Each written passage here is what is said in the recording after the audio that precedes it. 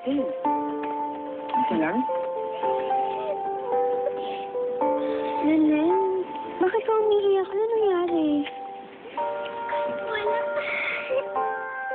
Len, pwede mo naman sabihin sa amin kung anong problema.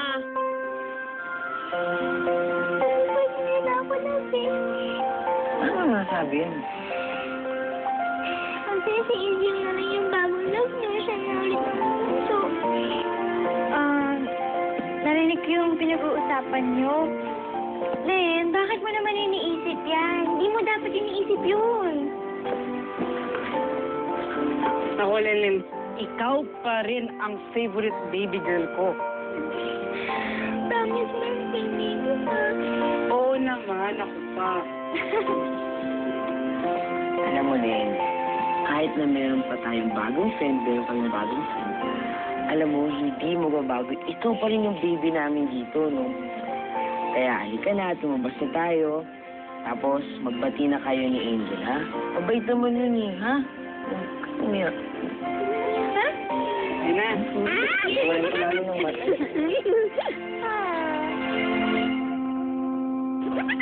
Uy, mga kapochi, magpa-face-face kayo kay Angel. Ang galing-galing niyo, oh. Game. Uy! Okay, ah. Ay, Buti na lang dito. kailangan ko na umuwi. Nandiyan na si Mami. Babalik ka, ah. Oo naman. Miss ka namin, no?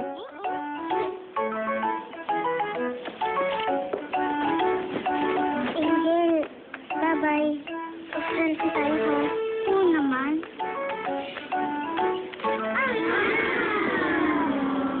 Bye, Angel. Bye, Angel. Ingat ka. Bye-bye.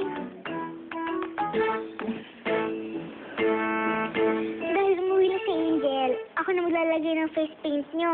Sige. Bagay natin Yay! Oh, okay na ulit si Lennon, ha? Masaya na ulit ang buong tropa. Hindi naman kasi may iwasan na meron kayong makikilalang mga bagong bata at mapapasali sa inyong magkakaibigan.